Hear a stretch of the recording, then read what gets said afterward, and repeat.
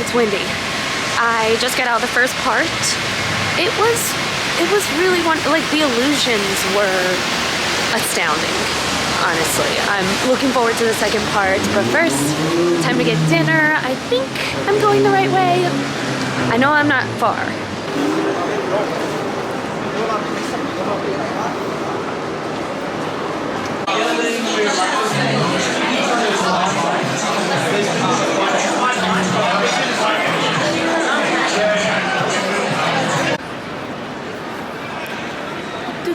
Back again, round two. I am back in the hotel room. Oh gosh, there's so much to talk about. Okay, Dishoom. I love Dishoom so much. I went to the Covent Garden location, which is not far from the theater, so it worked out perfectly. It is phenomenal Indian food. I mean, but truthfully, it's London.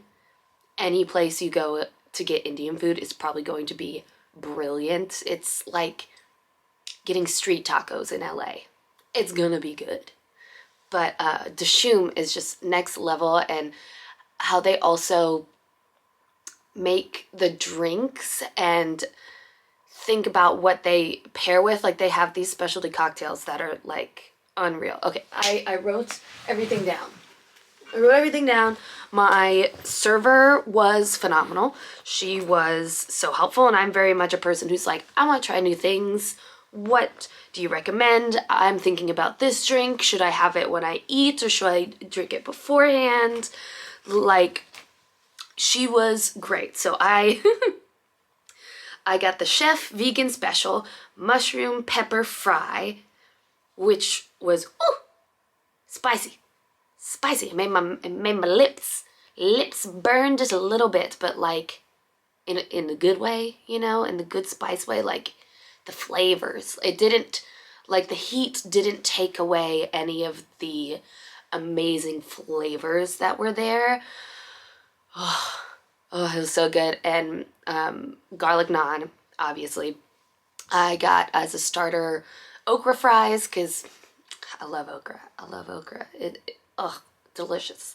And then the Dishoom chicken tikka, which is this delicious marinated chicken that the server recommended. And just, Indian food is just so good. I don't know what else to say except that it's phenomenal.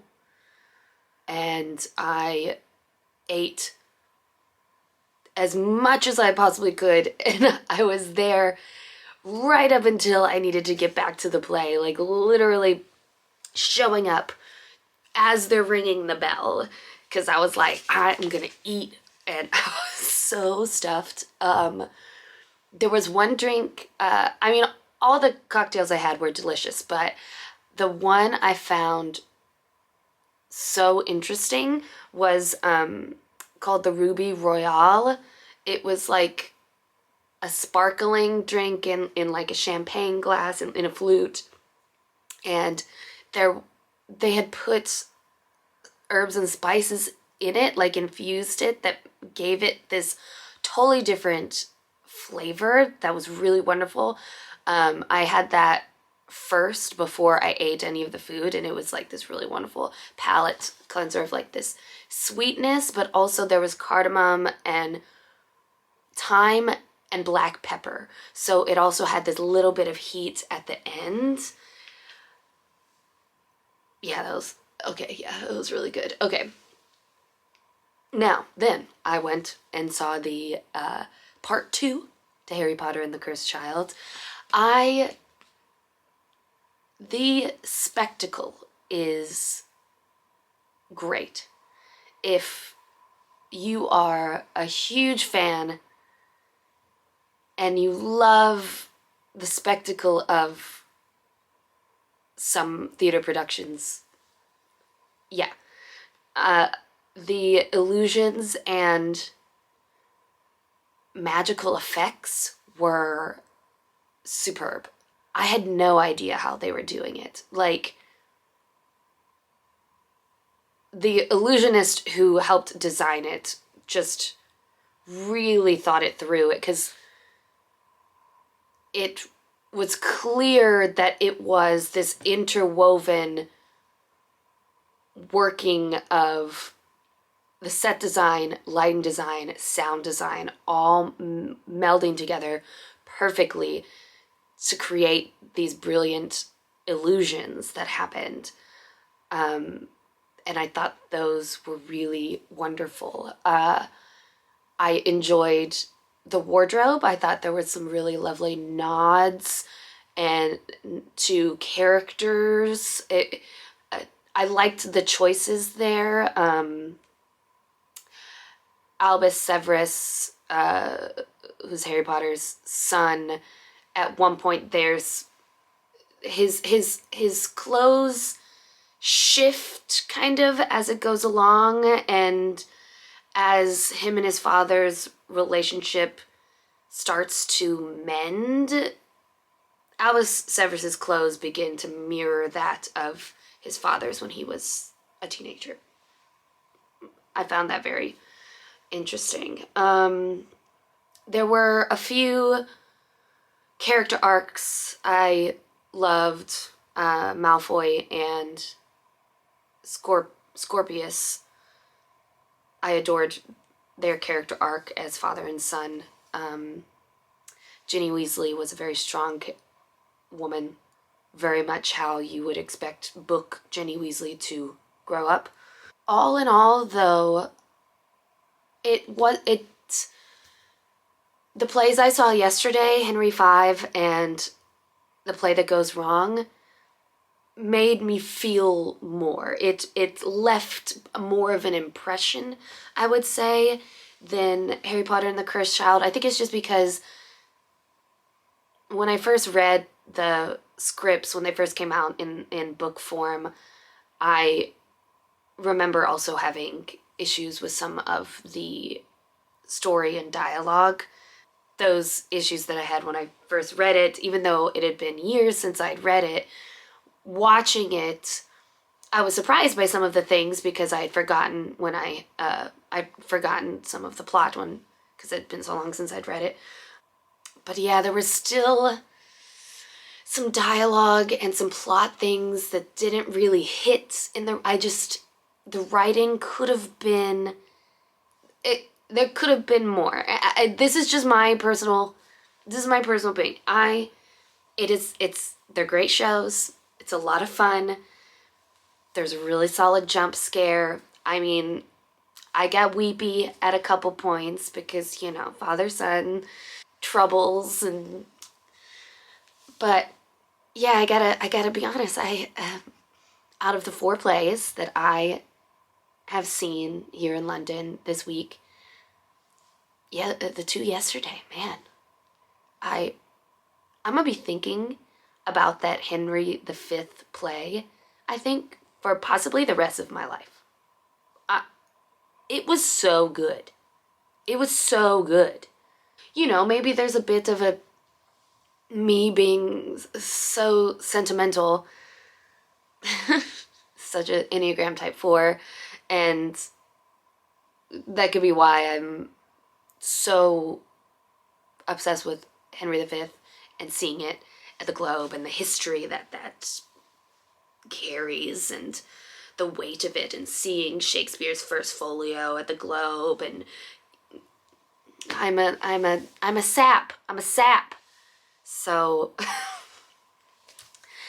to each their own, as it is. But it was a really fun day.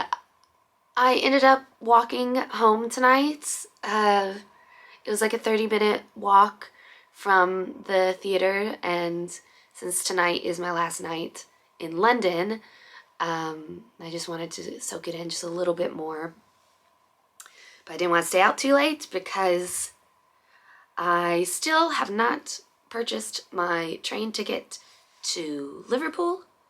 I also just need to research Liverpool a little better. Like, What's the train stop I'm supposed to get off on? How far away is that stop from where my hotel is? Does an Oyster card work up there for public transpo? How reliable is their public transpo?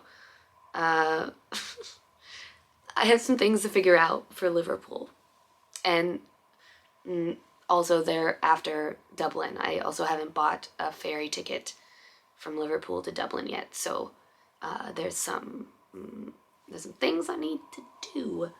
The good news is it's only a few hours train ride to Liverpool. I know that. And I know that they have trains that run every 2 hours, I think, direct. So I know I have options tomorrow, but I should kind of get somewhat of a plan together. I should get somewhat of a plan together on how I'm gonna get there. Today was a good day. Yeah, today was another thing that I thought was strange, and I kind of felt bad. I don't know if I'm gonna leave this in. I don't know if what I'm trying to express is going to translate, but for part 1 of Harry Potter, at the end it had like a to be continued thing, and there wasn't any like curtain call, and I understand that because it's implied that on the days when part 1 and 2 are on the same day together, it's implied that everyone who goes to part 1 is also going to part 2. But I did feel kind of bad for like the company that there wasn't a curtain call to acknowledge this first half of the work they had put forward, and there was a smattering of clapping. There wasn't a lot. The clapping didn't last very long. And then also for part 2, at the end, they had a very long curtain call, like an extremely long curtain call, that there were people that had stopped clapping and people that had started walking out. Like, at least I was in the balcony. I don't know how it looked in the orchestra level, but I thought that was odd. I don't know why. I just didn't feel the art wasn't being appreciated, and the actors and the designers weren't being properly appreciated, and it just kind of like, I don't know if that's a normal thing. That's the first time I've gone to shows that were clearly like part 1, part 2 kind of thing. Like you see it back to back in that way. So I don't know if that's a standard. I also wonder if people see it on different days, how that feels. Like you see the part 1 one day, do they not do a curtain call then either? And then you just kind of walk out of the theater like it's a movie? I have questions. I have questions. This is just me kind of thinking about it with my theater nerd brain. So I don't know if there's a right answer for it, or maybe someone's watching who can tell me if they know the answer. All right. I need to do research for how I'm getting to Liverpool, when I'm getting there. I should double check my hotel. I know I booked it, and I know I have the confirmation. I'm just gonna double check. Yeah, but I definitely know where I'm gonna go in Liverpool. I'm very excited about that, since I've just got one afternoon there, and then the morning because I also don't know when I'm taking the ferry over to Dublin and the ferry times. So yeah, I got a little research I need to do tonight. And then also I got these really cute postcards from the Globe that I thought were so beautiful. This is the indoor theater I told you about. That is where they put on their productions at, like in the wintertime. So I don't know why I'm showing you this like I didn't already record the... I already recorded me in the theater and whatever. Anyway, I bought these postcards, and I think tonight I'm also going to write some letters and send some postcards to some family and friends.